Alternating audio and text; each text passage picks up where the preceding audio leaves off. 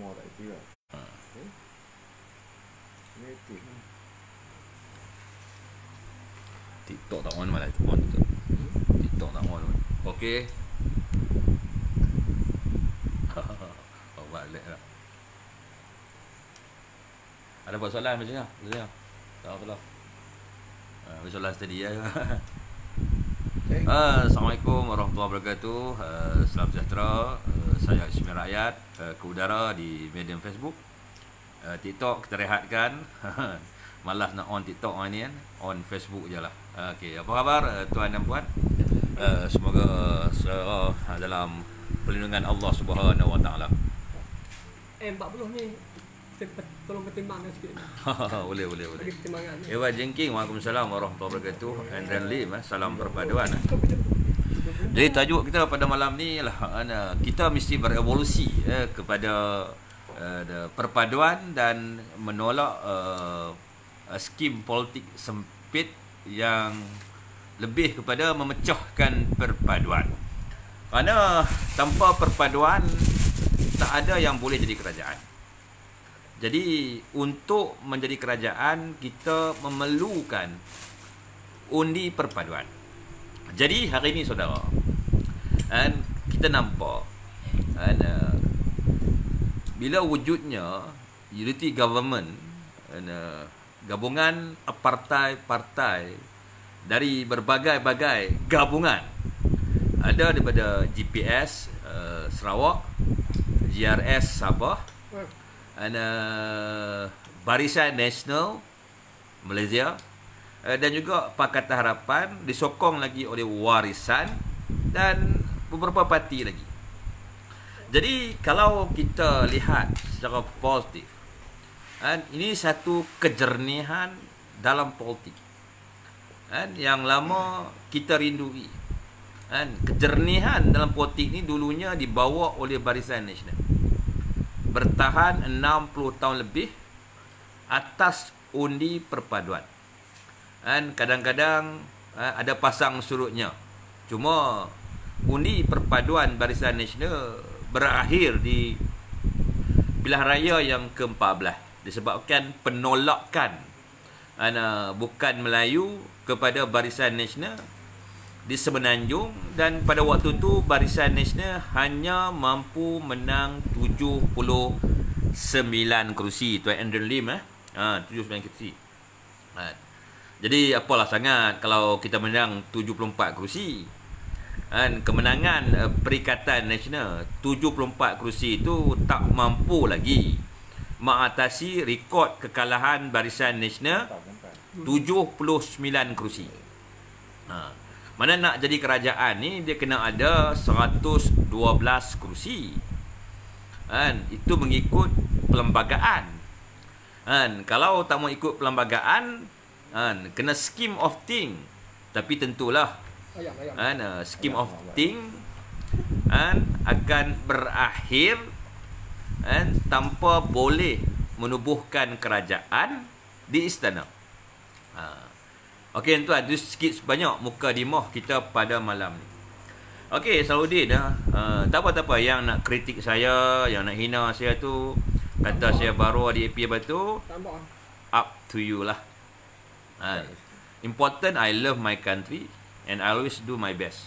Okey tuan, di contoh sekarang ni propaganda UMNO DAP ni adalah permainan yang dibawa oleh Perikatan Nasional. Sebab Perikatan Nasional hari ini dia cuba membawa politik perkauman, politik yang ekstrim, bertujuan untuk mengalih perhatian orang-orang Melayu sebenarnya, dan juga untuk menutup keborokan mereka, keburukan mereka, kerakusan mereka ketika 17 bulan Mahayadin menjadi Perdana Menteri Malaysia. Jadi dia tak mahu kita ni orang Melayu tertumpu kepada isu sebenar, isu ketelusan di bawah pentadbiran Mahayadin Yassin. Bagi Pak Nijik. Jadi nak alih isu supaya kita ni tak sedar dan usaha-usaha kerajaan untuk menyiasat ketelusan Perikatan Nasional ketika mereka berkuasa. Itu cerita tuan-tuan. Itu tujuan dia orang lah tuan-tuan. Tapi tak apa. Bagi saya masa akan menjelaskan segala-galanya. Walaupun leaders Perikatan Nasional cuba berusaha berulang-ulang kali non-stop tanpa henti untuk mengalih perhatian orang-orang Melayu dari isu sebenar, iaitu ketelusan dalam pentadbiran Perikatan Nasional dulu. Mereka sentiasa bercakap soal integriti, soal ketelusan.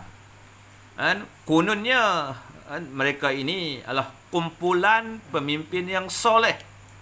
Padahal hari ini kita sedia maklum, kita lihat sendiri banyak isu-isu pemberian tender tertutup dilakukan oleh pihak Perikatan Nasional. Yang paling viral hari ini isu menara telekom. Walaupun ada penafian dari pihak-pihak tertentu, tapi benda ni kita kena tunggu hasil siasatan SPRM. Hanya SPRM yang boleh menjelaskan perkara yang sebenar.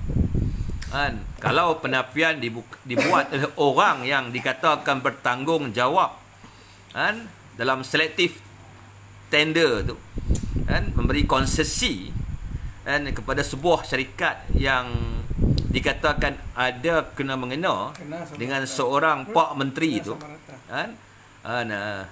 itu bagi saya, kalau orang tuduh kita nafikan, tak selesai masalah.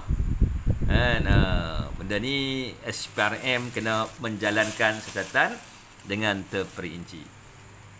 Jadi saudara, cerita dia begitulah tuan-tuan. Itu mukadimah kita pada malam ni. Jadi ada apa soalan yang tuan-tuan nak bangkitkan, dan saya harap kepada pentafsir Perikatan Nasional, kalau you nak komen, komenlah perkara-perkara yang baik untuk negara dan rakyat.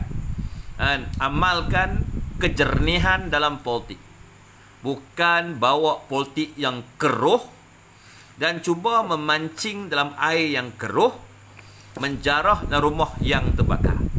Kita sedia maklum, Walaun sangat marah kepada kerajaan kerana projek-projek direct nego dihentikan serta-merta. Semua projek yang telah diluluskan oleh kerajaan Perikatan Nasional direview, disemak semula sama ada pemberian tender tu telus atau jumlah wang yang terlampau tinggi. Dikabarkan projek-projeknya review dapat mengurangkan bilion ringgit Malaysia. Kalau diteruskan hari itu, bermakna harga tinggi. Bila Datuk Seri Anwar Ibrahim review semula projek-projek itu, Datuk Seri Anwar Ibrahim dapat mengurangkan bilion ringgit Malaysia. Bayangkan, bilion ringgit Malaysia dapat dijimatkan bila kerajaan melaksanakan dasar semak dan imbang. Semua projek-projek pemberian terus tanpa melalui proses tender mengikut hukum. Bilion ringgit dapat jimatkan. Manakah bilion ringgit tu bukan wang Perikatan Nasional, bukan wang Mahayadin, bukan wang mana-mana mimpin, tapi wang rakyat jelata. Kita kena faham kerajaan ni cari pendapatan macam mana.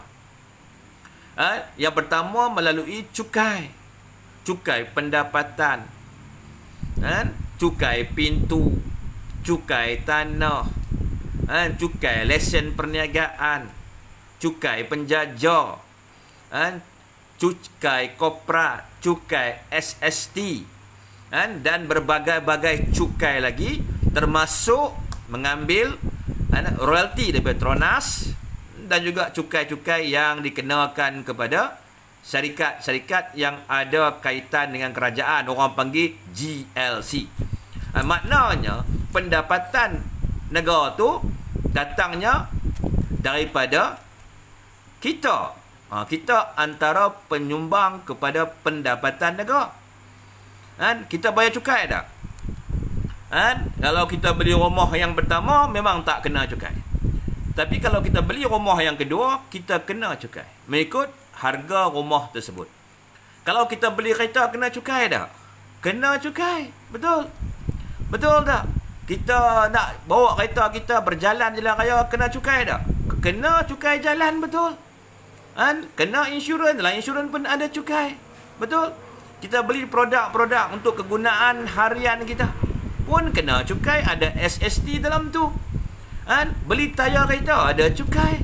Betul? Dalam cukai ada upah pula. Jadi sebahagian dari pendapatan negara tu datangnya daripada kita rakyat. Maknanya bila kerajaan perpaduan mewujudkan dasar, menyemak semula projek-projek pemberian terus zaman Mahayadin dan Ismail Sabri, ia adalah amat baik kepada kita rakyat. Makna Datuk Seri Anwar Ibrahim dapat menjimatkan wang negara yang jumlahnya bilion ringgit. Bilion ringgit. Bukan 10,000, 20,000, 30,000. Jadi perkara ini pihak Perikatan Nasional dia tak suka. Kan? Jadi Perikatan Nasional dengan Mahathir ni tak ada beza. Mahayadin dan Mahathir tak ada beza, sama saja. 2 kali 5, 5 kali 2, jawapannya tetap 10. Makna dasar mereka masih dasar kronism. Malah ada laporan-laporan mengatakan tender-tender juga diberi kepada ahli keluarga. Orang sebut nepotisme. Kalau kita Englishkan, nepotism. Ini amalan yang cukup tak berguna. Menghadiahkan tender kepada ahli keluarga, mengkayakan ahli keluarga. Ini tidak adil kepada kita rakyat Malaysia. Jadi dalam keadaan hari ini, bila dasar direct nego ditamatkan, bermakna peluang lebih terbuka kepada semua rakyat Malaysia untuk bersaing secara adil dan sihat. Bukan lagi bersaing kena membodek, kena melobi, kena mengikut kehendak bapa-bapa menteri. Nak bagi tender boleh 10%. Itu okey lagi. Ada cerita-cerita yang saya dengar, kena tanya berapa persen nak tambah. Macam-macam cerita. Jadi amalan-amalan ngeri kepada wang rakyat tu telah ditamatkan serta-merta di bawah kepimpinan Datuk Seri Anwar Ibrahim. Saudara, kenegaraan juga saudara, pemimpin Perikatan Nasional mempertikaikan kemampuan dan keupayaan Datuk Seri Anwar Ibrahim.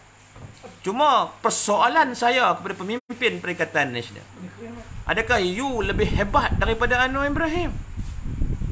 Adakah Mahayadin pernah dianugerahkan Menteri Kewangan terbaik dunia, Menteri Kewangan terbaik di Asia, ataupun Menteri Kewangan terbaik di Asia Tenggara? Menteri Kewangan pun dia tak pernah jadi. Tuan-tuan, apa-apa anugerah di peringkat global dia tak pernah dapat. Tak pernah dapat apa-apa anugerah. Kita pergi pula pada Presiden PAS, presiden yang tak pernah dicabar oleh mana-mana kepimpinan PAS yang lain.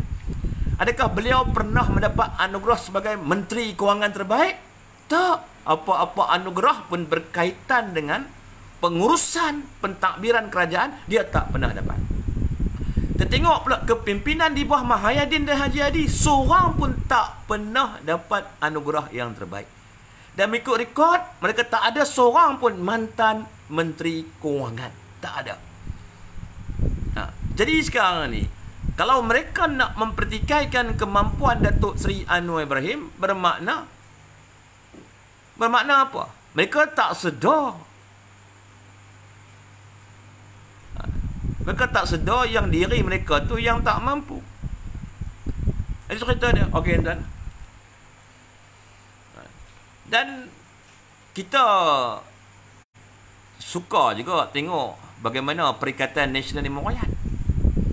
Dan meroyannya tak ada sempadan.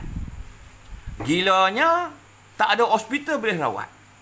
Selagi tak dapat kuasa, selagi tak tebuk atap, selagi tak buat Sheraton move, Pacific move, Armada move, kan?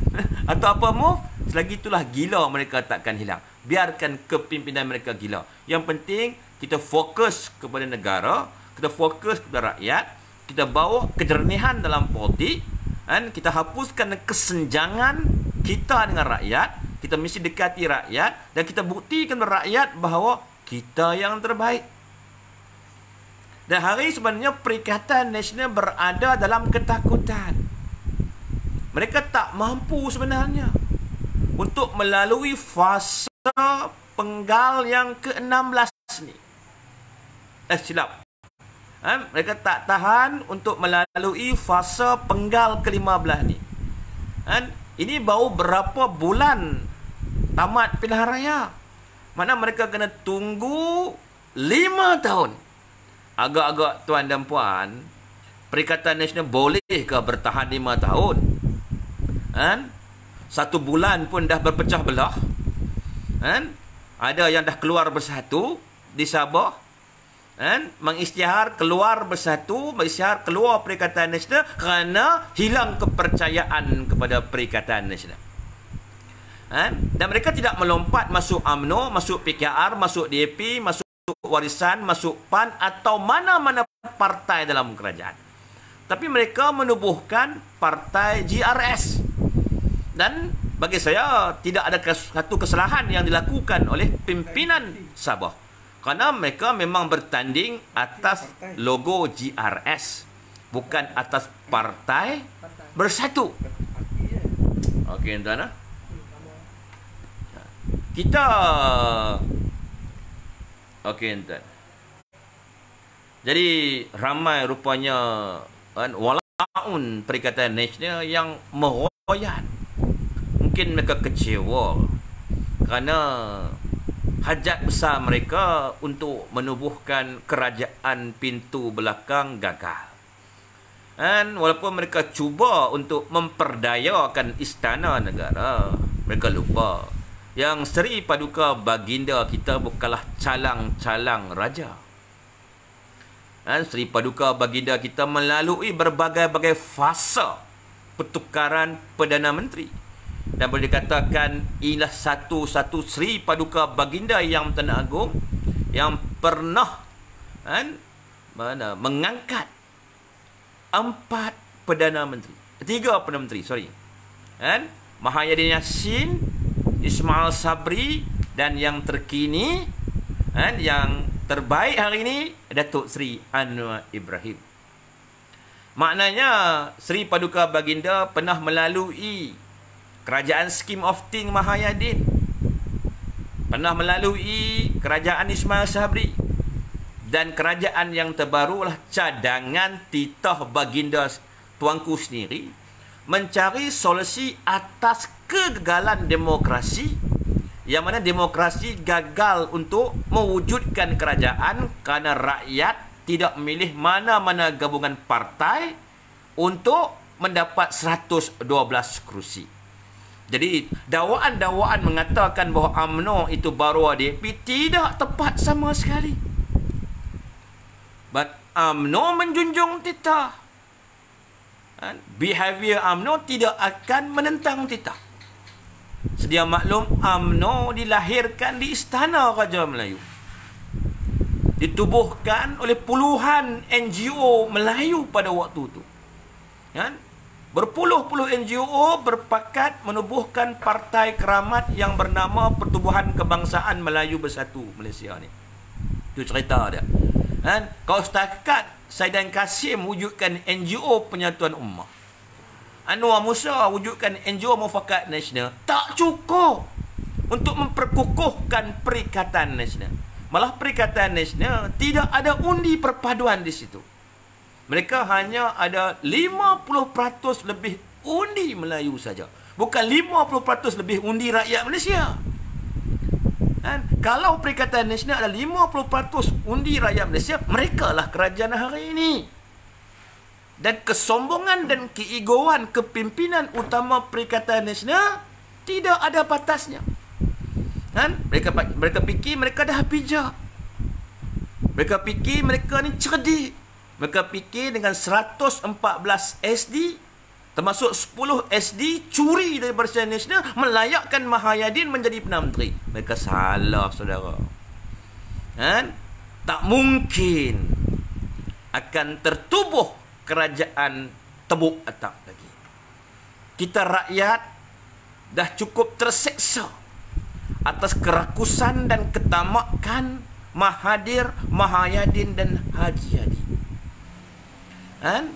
Segala-galanya dihancurkan, mereka semata-mata ingin menjawat jawatan Perdana Menteri. Wang negara dibelanjakan mereka tanpa kawalan. Hutang pula dicetak puluhan triliun. Dan hari ini segala warisan-warisan ngeri ini terpaksa ditanggung oleh Datuk Seri Anwar Ibrahim. Nasib baik Datuk Seri Anwar ni mantan Menteri Kewangan yang terbaik dunia. Dan tu pun orang komplain, kenapa Perdana Menteri pegang dua jawatan? Ni jawapan siapa? Perdana Menteri ambil gaji lah. Dia nak pegang 10 jawatan pun ikut suka dia lah, dia tak ambil gaji.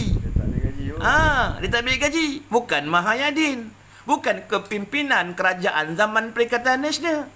Bila tersebut potong sikit gaji bagikan rakyat, tak boleh. Haram hukumnya. Bukan Duta Timur Tengah. Dan beliau kalau nak mengambil jawatan Duta Timur Tengah pun dia boleh ambil. Sebab apa? Sebab dia tak ambil gaji. Ambil langsung. Dan kamu boleh pantau Anwar Ibrahim. Lihat adakah dia berperangai seperti Mahathir. Adakah dia berperangai seperti Mahayadin. Adakah dalam bilik tidur di rumahnya ada puluhan juta. Adakah tuan-tuan pendengar mana-mana pin UMNO masuk ke bilik tidur Anwar Ibrahim, beritahu Anwar Ibrahim UMNO tak ada duit, nakkan puluhan juta. Anwar pun tarik laci bawah katil, ambil puluhan juta, bagi kepada pihak UMNO. Ada pernah dengar? Tak pernah dengar kan? Tapi kalau Mahayadin, tuan-tuan pernah dengar? Malah ada pengakuan eksklusif dari Maharaja Lawak Anwar Musa. Dia kata di PRN Sabah pada waktu tu UMNO kehabisan duit. UMNO bukan kehabisan duit. Duit UMNO dibekukan Mahayadin. Betul. Duit UMNO berlambak dalam akaun. Mahayadin beku. Jadi Mahayadin memperalatkan balacinya bernama Anwar Musa untuk menjadi postman bekarat. Bekarat tak apa, jangan berkurak. Kalau berkurak, sapu bak kurak. Betul? Masuk ke bilik tidurnya, Anwar Musa mengaku menerima wang yang begitu banyak dan wang tu diberi kepada UMNO. UMNO yang mana yang Anwar Musa beri? UMNO ni ada dua. Betul? Pemimpin UMNO ada dua jenis. Satu pemimpin UMNO yang betul-betul atras UMNO. Satu lagi kulit UMNO isinya bersatu. Orang lama-lama kata mata-mata dalam UMNO. Tapi mata-mata sekarang duduk mengamuk. Lain juga terpundek. Dengar cerita ada gerakan mata-mata. Gerakan mata-mata untuk mengambil alih jawatan presiden. Ni kita nak beritahu pada mata-mata ni. Dengar lagu Baguio tu. Umpama mimpi dalam mimpi. Umpama mimpi dalam mimpi itu. So dengar lagu tu dulu. Kita dah bagi cadangan. Kita ni akar umbi. Betul. Jawatan presiden dan deputi presiden tidak dipertandingkan. Bukan kita takut untuk mempertandingkan jawatan tersebut. Tapi kita kadang-kadang harus ada kebijakan dalam politik. Kita harus menggunakan kunci mati kita, iaitu mematikan langkah musuh. Pemusuh tidak boleh menawarkan dirinya untuk mencabar kedudukan Presiden UMNO. Kalau buka pun tetap kita menang. Cuma kita tak mau partai kita berpecah belah. Karena pihak mata-mata bersatu ini, tuan-tuan, kalau dia marahkan nyamuk, tuan-tuan, bukan hanya dia bakar kelambu, rumah-rumah dia bakar, tuan-tuan. Tuan-tuan, kalau dia marahkan belalang, dia bakar ladang, tuan-tuan. Mana perangai mata-mata bersatu tak ubah seumpama perangai Mahyudin. Kan? Orang Melayu kata bapak rintik, anak borek. Kan? Jadi kita kena mematikan langkah bersatu dalam UMNO. Biar mereka terkapal-kapal, terkapai-kapai. Kan? Biar mereka lemas. Kan? Dan percayalah kalau ada ketutik lalu, dia peluk. Dia ingat ketutik itu pelampung, tuan-tuan. Tuan perasan tak? Apa tu kepala sabut rupa, apa nama? Jalil Baker ke apa nama? Nama super roti, kan? Bohroyan sakan. Kan? Dia kata macam-macam kat presiden. Pasal apa dia kata macam tu? Sedangkan dulu ketika Ismail Sabri jadi Perdana Menteri, dia menyokong. Kenapa hari ini Dr. Zahid Hamidi jadi timbalan Perdana Menteri, dia tak menyokong? Sebab dia tu bekerja ikut duit. Kalau Tuan Zahid boleh bagi dia habuan, bagi dia kedudukan, dia akan sokong Tuan Zahid. Tapi orang begitu janganlah kita layan. Kan dalam perjuangan kita yang panjang ini, perkara pertama untuk kita memilih, pilihlah kesetiaan. Pilihlah keikhlasan. Karena kesetiaan dan keikhlasan akan mewujudkan roh perjuangan yang luar biasa. Menang atau kalah itu adat pertandingan, saudara. Masa menang, kita bersyukur. Masa kalah, kita setia.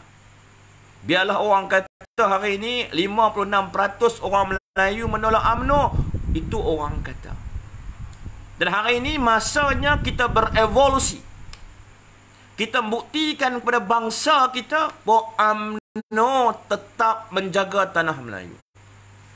UMNO tetap mendaulatkan orang-orang Melayu. UMNO tetap menjaga martabat anak-anak Melayu.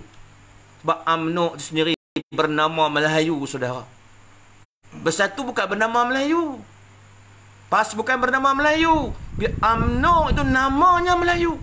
Pertubuhan Kebangsaan Melayu Bersatu. Jadi kepada mana-mana partai, janganlah pukul UMNO kuat sangat. Pukul sikit-sikit sudahlah. Kan? Ni kalau dia pukul UMNO banyak-banyak, kalau UMNO terkubur, siapa nak jaga Melayu? Nak suruh Bersatu jaga Melayu, dia jaga kroni. Nak suruh PAS jaga Melayu, dia pun tak boleh jaga Melayu. Sebab dulu dah keluar hujah, Melayu wajib sokong DAP, haram sokong UMNO sampai kiamat. Dulu. Hari ini dia kata nak selamatkan UMNO dari DAP. Kepada Bersatu dan PAS, jangan hukum kami atas kegagalan kamu mengawal DAP. Kami bukan Bersatu, kami bukan PAS. Hari ini memang kami berkawan dengan DAP, tapi ada pantang larangnya. Betul? Amok Melayu ni tak bersempadan. Betul? Kalau disentuhnya agama, disentuhnya raja-raja, disentuhnya hak bangsa, disentuhnya tanah Melayu, urat orang UMNO pun boleh putus. Jadi kami dulu akan tentang. Itu janji kami. Tak perlu tunggu Bersatu atau PAS tentang, kami yang akan tentang dulu.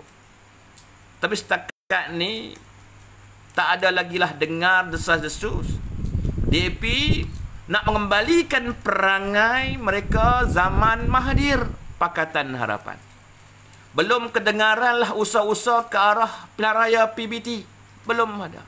Tak ada usaha-usaha ke arah tanah 999 tahun. Tak ada usaha-usaha kesamarataan bahasa, kesamarataan agama. Belum ada. Kalau ada perkara-perkara tersebut, kita orang UMNO yang akan lawan dulu. Partai kita namanya UMNO. Namanya apa UMNO tu? Pertubuhan Kebangsaan Melayu. Takkan kita biarkan tanah Melayu ini diambil orang. Takkan kita biarkan anak-anak Melayu ditindas oleh mana-mana orang. Tentu kita akan bangkit lawan lebih hebat dari Bersatu dan PAS. Sebab kita tak pernah berpakat di pilihan raya dengan DAP sebelum ni. Tapi hari ini kita tidak ada pilihan. Kalau kita tidak berevolusi, bermakna kita akan mati. Kalau UMNO mati, orang Melayu juga akan mati, saudara. Yang boleh jaga tanah Melayu, yang boleh bela Melayu hanya UMNO. Bukan Bersatu, bukan PAS. Bersatu cuma pandai pecahkan orang Melayu. PAS pula pun sama perangainya, pandai pecahkan orang Melayu. Dari dulu sampai hari ini kerjanya nak menguburkan UMNO. Sebab apa, saudara? Sebab mereka cemburu, mereka berbulu, mereka tak puas hati dengan kejayaan demi kejayaan UMNO menguruskan negara. Kemampuan kepimpinan UMNO memberi perkhidmatan yang terbaik kepada rakyat. Kalah atau menang itu persoalan di peti undi. Dan itu bukan halangan kepimpinan UMNO untuk tetap berbakti kepada rakyat. Cuma saya letakkan sikitlah cadangan. Di kawasan-kawasan yang PM menang tu, ada wakil rakyat PM. Kalau ada masalah, pergi menghadap dulu wakil rakyat PM. Tengok layanan mereka, perkhidmatan mereka bagaimana. Atau mereka ni memberi berbagai-bagai alasan, tidak ada wang, tidak ada itu, tidak ada ini, sibuk dan sebagainya. Kalau mereka tak berselesaikan, barulah pergi cari pemimpin UMNO yang kalah tu. Kalah pun dia takkan lari dari tanggungjawab untuk memberi perkhidmatan kepada rakyat. Kerana UMNO ni bukan sekadar parti perjuangan. UMNO juga adalah parti khidmat. Parti yang berkhidmat berakyat. Tak melihat warna kulit. Melayu ke, Cina ke, India ke, Sabah, Sarawak ke, asli ke. Kalau ada masalah, dia tetap menolong. Dan kepimpinan UMNO ni bukan jenis bercuti time banjir. Kita tak buat resmi Menteri Besar Terengganu. Ketika rakyat dilanda musibah banjir, dia lari. Lari bercuti naik Porsche. Rakyat naik sampan, dia naik Porsche. Tapi UMNO yang turun. Timbalan Menteri kita tak henti-henti mengharung air, tuan-tuan. Melawat ke tiap-tiap pusat pemindahan banjir. Bercakap terus dengan mangsa-mangsa banjir. Malah jentera amal UMNO yang dikepalai oleh yang berhormat kalah di baling Datuk Aziz bekerja keras untuk membantu dan beri perkhidmatan yang terbaik mangsa banjir Terengganu. Dan kan satu kursi pun UMNO tak menang Terengganu. Adakah UMNO berdendam dengan orang Terengganu? Tidak ada istilah dendam dalam perjuangan UMNO. You undi kami kah? You tak undi kami, sama saja. Selagi UMNO ni hidup, selagi itulah dia akan terus berkhidmat dan akan buat apa saja untuk membawa kemudahan dan kesenangan kepada rakyat. Okey, tuan-tuan. Saudin, kita akan di Barua DAP. Tanya satu soalan lah. Boleh. Saya ada satu soalan. Kuat sikit, bang. Okey ya. Seperti mana yang kita tahu, PRU 15 baru ni lah. Ya. Kita kalah banyak lah. UMNO ni kan. Dalam 30 lah kan. Kita dapat 30 saja. 30. Jadi adakah kita buat postmortem untuk bahagian dan cawangan-cawangan? Postmortem tu sepatutnya perlu dibuat untuk kita ketahui kan, akar umbi ni yang mana yang berpihak kepada PM, yang berpaling tada dan sebagainya ni. Dari situ kita boleh tahulah kan, atas sebab apa. Okey, bagus soalan tu, baguslah soalan sahabat saya ni. Atas sebab apa Barisan Nasional hanya menang 30 kursi di pilihan raya ke-15 dan UMNO hanya menang 26 kursi parlimen di pilihan raya yang ke-15. Soalan adalah ringkasan dia. Jadi bab postmortem ni saya tak tahulah wujud atau tak wujud lagi postmortem. Tapi kalau dari maklumat risikan yang kita dapat, punca kita kalah ni ada banyak faktor lah. Faktor yang pertama, kerana kita tak ada duit dan Perikatan Nasional terlalu banyak duit. Faktor yang kedua, disebabkan pengkhianatan kepimpinan UMNO sendiri yang berkulit UMNO tetapi berhati perut bersatu. Malah ada juga kepimpinan UMNO yang tidak dicalonkan sanggup mengkhianati parti dan melompat parti menjadi calon kepada parti yang lain. Ada juga yang bertanding bebas hanya kerana tidak dicalonkan. Di antara punca-punca UMNO hanya menang 26 kursi di pilihan raya ke-15 dan komponen menang 4 kursi. Mana kita 30 kursi saja. Itu cerita tuan masih soalan tu bang. Masih kan.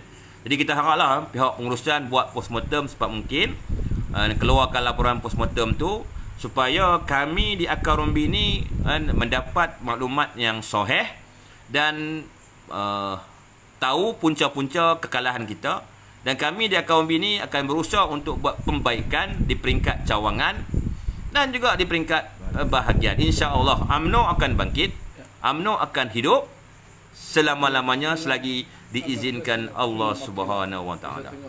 Anda bisa tengok filem Akila. Orang Melayu berpecah kerana sama-sama Melayu, bergaduh, berpisah. Tetapi ini. Okey tuan, ada apa soalan tuan sebelum kita tamatkan? Ada apa soalan bang? Nak tanya macam B40 tu masih lagi dikekalkan atau macam mana? Oh, yang B40 tu saya rasa benda tu masih dikekalkan. Itu dasar tu begitu disebut. Kerajaan tu. Macam mana kerajaan sekarang ni macam barangan naik. Kuat sikit wah. Macam barangan naik, telur, minyak masak, dan sebagainya. Bila yang boleh kerajaan boleh bantu rakyat dalam keadaan tertekan? Yalah, itu saya pun tengah tunggulah apa dasar yang akan dilaksanakan oleh Datuk Seri Anwar Ibrahim. Cuma kita pun kena sedia maklum, Datuk Seri Anwar Ibrahim mewarisi sebuah kerajaan yang amat daif, kerana Mahayadin mewariskan hutang yang mencecah hampir 1.045 trilion, hutang yang cukup tinggi, yang mana 20% pendapatan negara terpaksa digunakan untuk membayar kadar faedah hutang yang dibuat oleh Mahayadin saja. Dan simpanan reserve luar negara kita pun berkurangan, dikabarkan hanya boleh bertahan 5 ke 6 bulan saja untuk import barang-barang makanan untuk rakyat. Dan ini semua salah Mahayadin. Jadi yang kena cuci mangkuknya Anwar Ibrahim. Tapi kita percaya atas pengalaman, atas kejayaan yang lalu, Anwar Ibrahim mampu membetulkan segala kerosakan-kerosakan yang tinggalkan Mahayadin.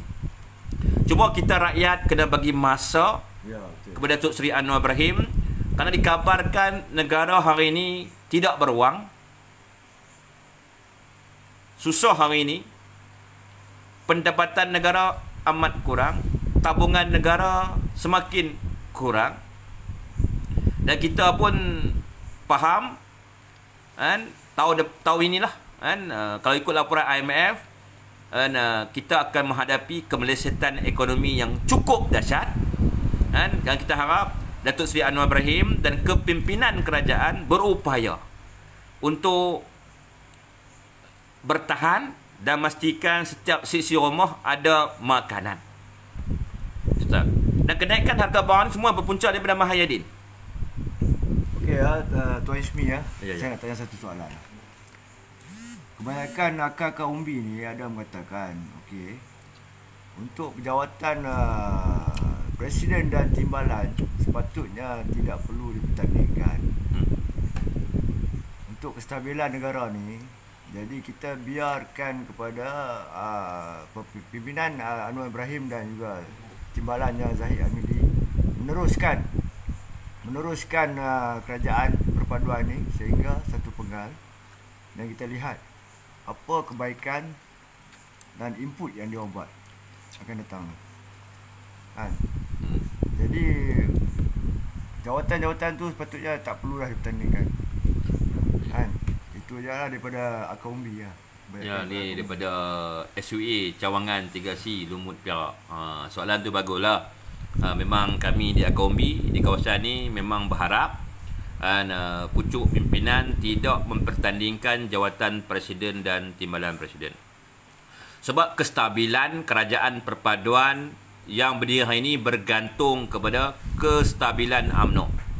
Jika wujud sebarang ketidakstabilan politik dalam partai UMNO, bermakna kerajaan ini juga tidak stabil. Mana tiang serinya adalah UMNO lah dalam kerajaan ni. Jadi hari ini kita sudah maklum presiden kita diangkat sebagai timbalan Perdana Menteri Malaysia. Dan kita juga tahu sekiranya jawatan presiden dan deputi presiden dipertandingkan, yang akan cabar presiden dan deputi presiden adalah kepimpinan UMNO yang kita sudah tahu sebagai kluster bersatu. Mana sekiranya seandainya malang tidak berbau,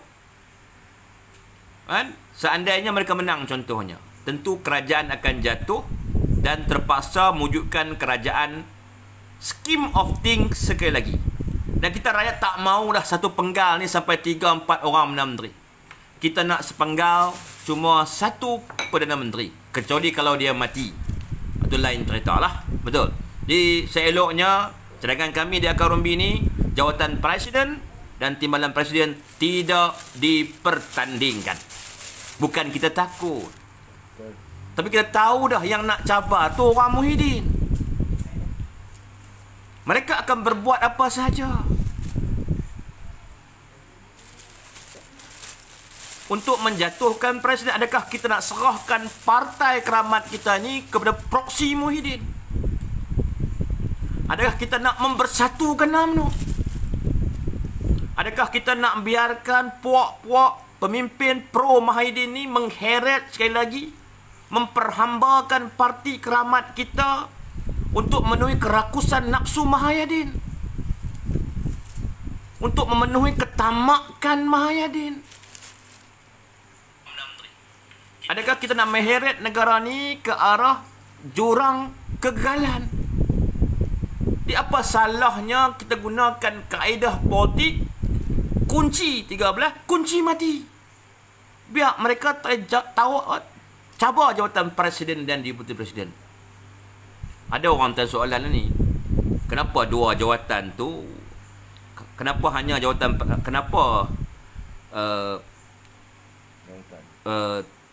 tidak dibuka jawatan presiden dan buka jawatan timbalan presiden? Dia kata okeylah, ada komen ni, jawatan presiden tutup, jawatan timbalan buka. Okey, jawapan saya mudah saja. Tok Zahid dan Tok Mat serasi, sehati sejiwa. Betul. Dan dua pemimpin ni telah melalui fasa di bawah 3 kerajaan dah masuk 4 kerajaan yang berbeza.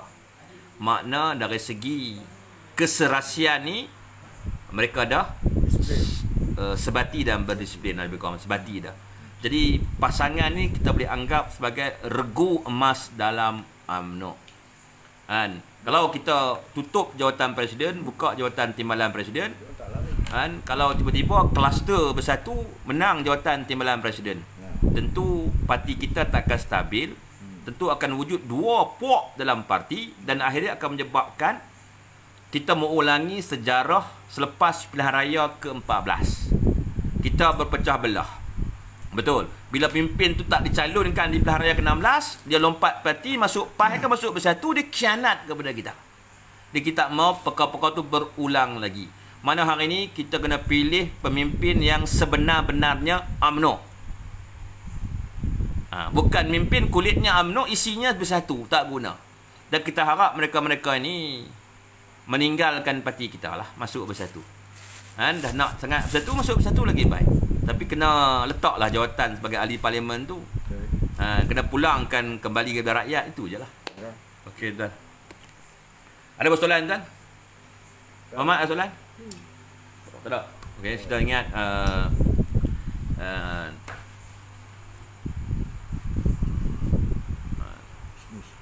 Saudin bukan takut tapi tak berani. Kita tak takut nak berhadapan dengan mana-mana pemimpin kluster bersatu.